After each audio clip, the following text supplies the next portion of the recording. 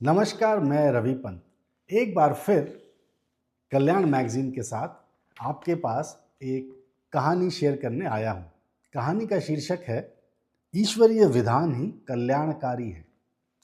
एक छोटे से गांव में एक व्यापारी था। उसके पास रुपयों की कुछ बहुतायत हो गई। उनसे उसने माल खरीदने का तथा शेष रुपए एक साहूकार के यहाँ अमानत रखने का विचार बनाया। दूसरे दिन खूब तड़के जाना है, ऐसा निश्चय करके वह रात को सो गया। रात में लघुशंका करने उठा और अंधेरे में सीढ़ी से सरक कर गिर गया। चोट लगी पर प्राण बच गए, लेकिन इससे दूसरे दिन उसका शहर जाना तो रुक ही गया। उस गांव में एक विश्वासी भक्त रहता था और वह सेठ के घर कभी कभी आया जाया करता था। जब सेठ के गिरने की बात सुनी तो वह भक्त दूसरे दिन उसके घर गया। सेठ ने भक्त से सारी बातें कही तो भक्त ने कहा ईश्वर जो करता है सब भले के लिए।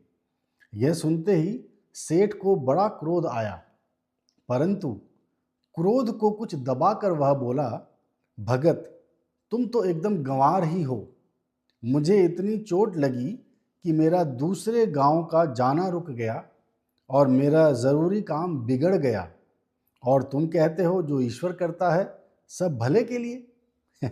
यह मैं कैसे मानूं? अब तक तो ईश्वर ने मेरा कोई भला किया हो यह देखने में नहीं आया।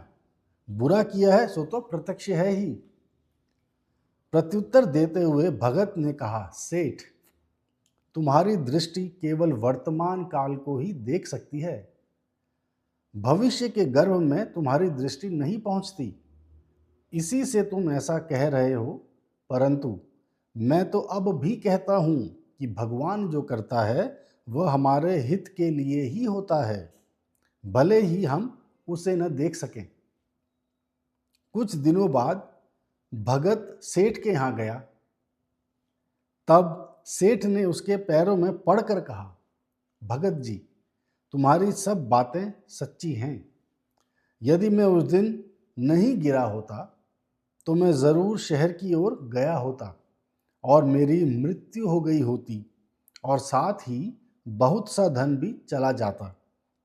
ठगों को मेरे जाने की खबर लग गई थी और उन्होंने मुझे मारकर मेरा धन लूट लेने की पूरी साजिश की थी, परंतु ईश्वर ने मेरी यात्रा रोककर मुझे बचा लिया। सूली के कष्ट को कांटा गड़ाकर ईश्वर ने दूर कर दिया, और मैं मूर्ख कांटा गड़ जाने के कारण अपनी लापरवाही को दोष देने के बदले ईश्वर को ही दोष देने लगा। और ये बात सच ही है। भगवान जो करता है वह कल्याणकारी ही होता है। और ऐसी बहुत सारी कहानियाँ लेकर मैं आपके पास आता रहूँगा। तब तक के लिए keep watching the channel. Take care and bye.